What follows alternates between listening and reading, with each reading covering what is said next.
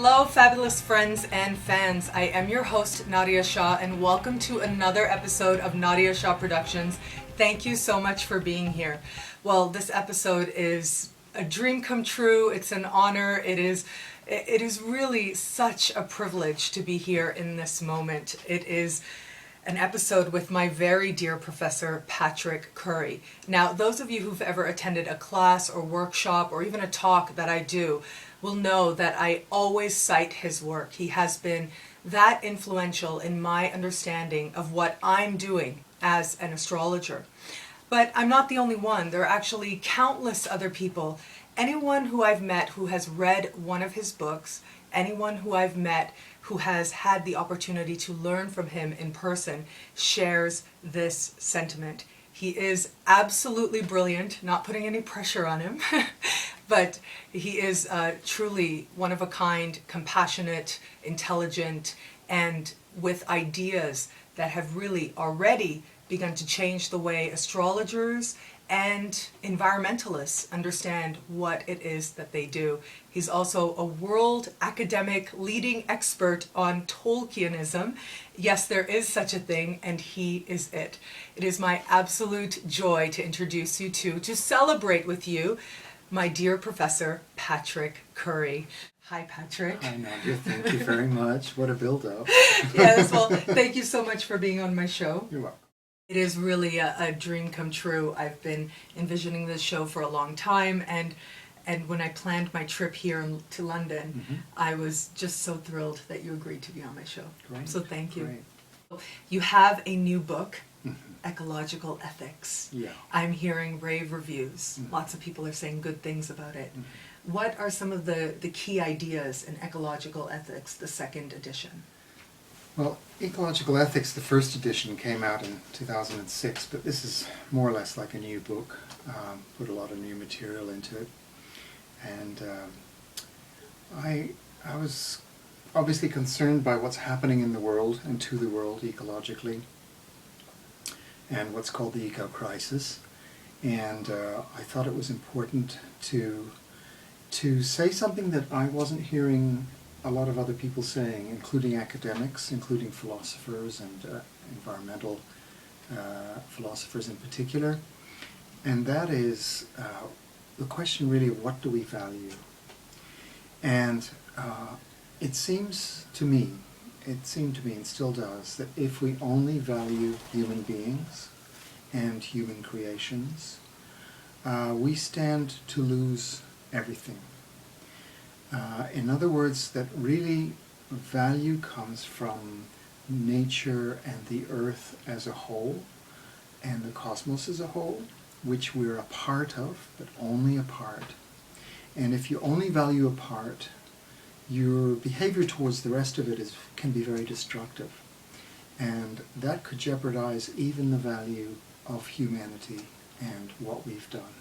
So I wanted to reaffirm that point, that ethics, an ethical relationship with the earth and with nature and ultimately even with each other grows out of valuing the earth as a whole. How does animism fit into this? Because one thing I remember is your beautiful work on animism and understanding the spirit in nature. Not only our immediate environment, but also in the stars as well. Yes, absolutely, yeah. So, can you talk a little bit about animism and your understanding of it? Yes. Ecological ethic requires, I think, is something called something that philosophers call a virtue ethic. It's basically about becoming a good person who naturally tends to do the right thing.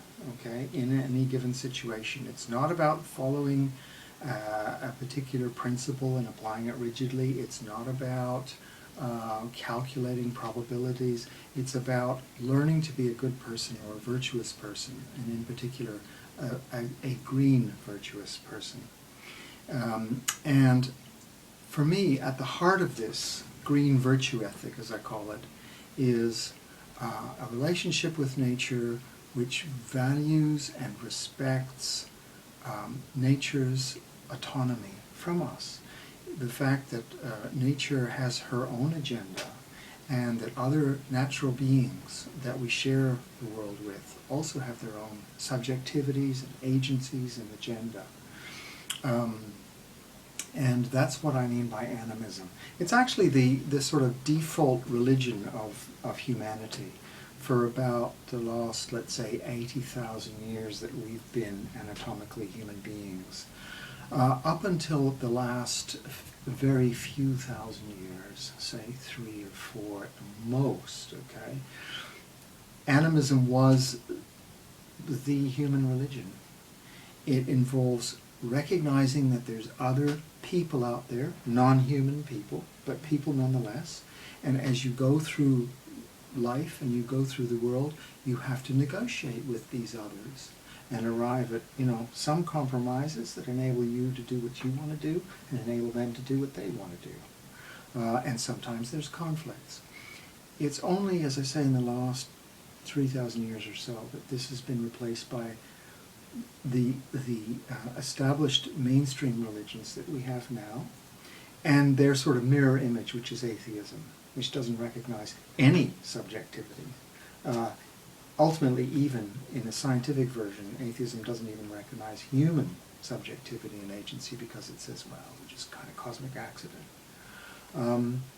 So the dominant mode of, religious mode of relating to nature really is kind of a recent aberration, and looking at the record, not a very healthy way of going about things. I do recall from my valuable lessons with you, the seminars that we took together, you talked a lot about the Enlightenment and the partisan split.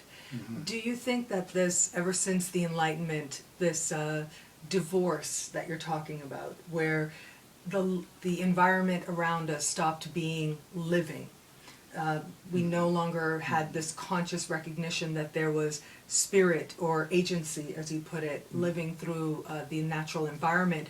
Do you think it sort of accelerated after the Enlightenment? It certainly accelerated around the time of the Enlightenment, and then, in particular, in the following century and with the Industrial Revolution.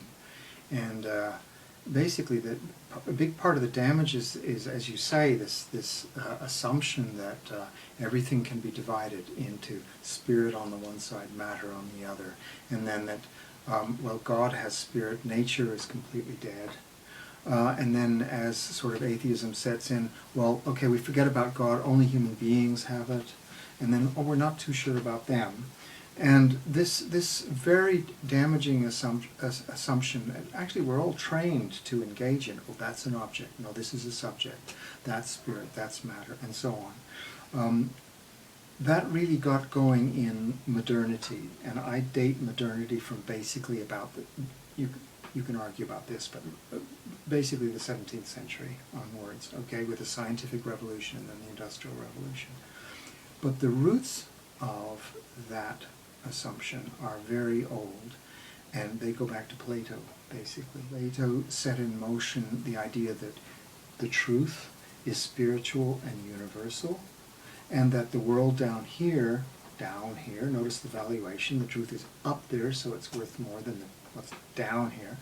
The earth is this sort of messy, misleading, complicated process, which is different from the spiritual, absolute, universal truth. I just think and then that was incorporated into Christianity through St. Paul and later into Islam. And that has not been a very helpful guiding assumption. I see the truth as down here, and it is messy, and grow up and handle it.